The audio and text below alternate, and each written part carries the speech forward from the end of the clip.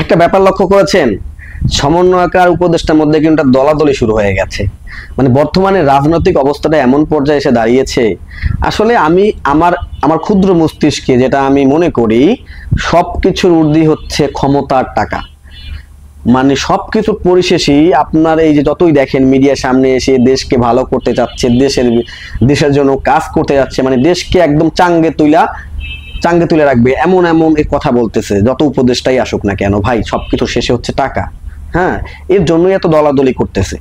একজন উপদেষ্টা এই এই যে তিনজন উপদেষ্টা বানানোর পরে এই নাটকীয়তা শুরু হয়েছে, এই আন্দোলন শুরু করেছে। কেউ বলেছে রংপুর থেকে, মানে একটা বিভাগ থেকে 13 জন 12 জন উপদেষ্টা নিয়োগ দেওয়া হয়েছে, বাকি জেলা থেকে কেন দেন? আরে ভাই, একটা মানুষকে উপদেষ্টা হিসেবে নিয়োগ দিতে হলে তো তার ন্যূনতম জ্ঞান দরকার। উপদেষ্টাদের মধ্যে যারা রয়েছে এদের মধ্যে আমি মনে করি সর্বন্যূনতম জ্ঞান দুইটা মানুষের নাই। আমি মনে করি আমার আমার বিবেচনায়, হয়তো আপনাদেরও এটা মাথায় আছে বা মস্তিষ্কে আছে যে দুইটা মানুষের কিন্তু ন্যূনতম বিবেক নাই, তাদের কিন্তু উপদেষ্টা করা হয়েছে। শেষ সুন্দর একটা রাজনৈতিক পরিবেশ কিন্তু তারা তৈরি করতে চাচ্ছে, যে তারা দেশটাকে সংস্কার করে তারপর একটা নির্বাচন দিবে। কিন্তু এর মধ্যে যদি এই ছাত্ররা ভার্সেস উপদেষ্টাদের মধ্যে এবং উপদেষ্টা ভার্সেস বিপ্লবীদের মধ্যে, যাই বলেন সমন্বয়কারী বলেন আর যাই বলেন, তাদের মধ্যে কিন্তু এক প্রকার দলাদলি শুরু হয়ে গেছে। যদি এভাবে দলাদলি হতে থাকে তাহলে কিন্তু এই দেশের পরিস্থিতি কিন্তু অতটা ভালো হবে না। আমি মনে করি এই দেশ কিন্তু আপনার অতটা ভালো হবে না।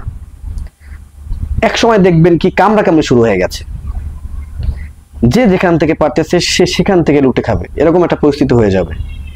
কারণ পরিস্থিতি কিন্তু সেদিকে আগাচ্ছে। আমি মনে করি কয়েকটা ভিডিওতে দেখলাম, ইলিয়াস হোসেনের ভিডিও দেখলাম, পিনাকি ভট্টাচার্যের ভিডিও দেখলাম, সব ভিডিওর কিন্তু সূত্র কিন্তু একটাই যাচ্ছে যে দেশ যেভাবে সামনে এগোচ্ছে এতে কিন্তু মানুষ এমন দিশারা হয়ে যাবে, শেষমেশ কি হবে, লুটেপুটে খাবে। যে যেখান থেকে পারবে সে সেখান থেকে কিন্তু লুটেপুটে খাবে। এই হচ্ছে বর্তমানে পরিস্থিতি। তো উচিত যারা দায়িত্বে রয়েছেন, বর্তমান যে দায়িত্বে রয়েছে তাদের উচিত সুন্দর একটা বিশৃঙ্খল যেন না হয়, সুন্দর শৃঙ্খলাবোধ ভাবে একটা কাজ করার জন্য, যাতে সাধারণ জনগণ আপনাদের ভরসা করতে পারে, যাতে মনে করে যে হ্যাঁ যারা ছিল তাদের চেয়ে এরা ভালো আছে, অন্তত এরা জনগণের জন্য কাজ করবে। কিন্তু আপনারা যদি দেশে বিশৃঙ্খলা সৃষ্টি করেন তাহলে সাধারণ মানুষ তো আপনাদের উপর আস্থা রাখবে না, আমি মনে করি।